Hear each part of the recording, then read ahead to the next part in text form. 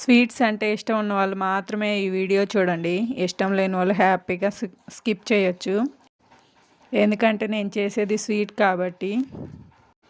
ఒకసారి నార్మల్గా ట్రై చేస్తే బాగా వచ్చిందని ఇప్పుడు వీడియో కోసం మాత్రమే చేస్తున్నాను స్వీటు.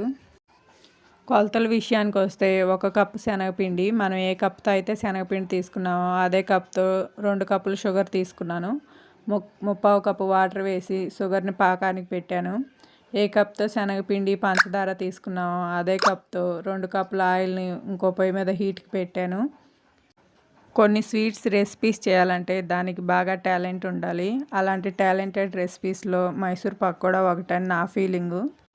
ఎందుకంటే దీనికి మెయిన్ పాకమే ఇంపార్టెంటు. తేగ పాకంతో శనగపిండి వేస్తేనేమో మైసూర్ పాకు విరిగిపోయేలా ఉండిద్ది. అదే పాకం ముదిరిపోయింది అనుకోండి మైసూర్ పాకు చాలా గట్టిగా ఉండిద్ది. పర్ఫెక్ట్ పాకంతో వేస్తేనే మైసూర్ పాకు గుల్లగా బాగా వస్తుంది. ఇది బాగా గుర్తుపెట్టుకోవాలి. నేను 2-3 వీడియోస్ చూసిన తర్వాతే పర్ఫెక్ట్ అయి చేశాను. కొంచెం తేగపాకం రాగానే మనం తీసుకున్న శనగపిండిని అందులో వేసి బాగా కలపాలి. ఒక పక్క హీట్ అవుతున్న ఆయిల్ని కొద్దిగా వేసుకుంటూ బాగా కలిపి ఆయిల్ బయటికి రిలీజ్ అయ్యేలాగా కలుపుకోవాలి. ఆయిల్ మాత్రం ఫుల్ హీట్లోనే ఉండాలి. ఈ ప్రాసెస్ అవుతున్నప్పుడు ప్లేట్కి నూనె రాసి పక్కన పెట్టుకోవాలి.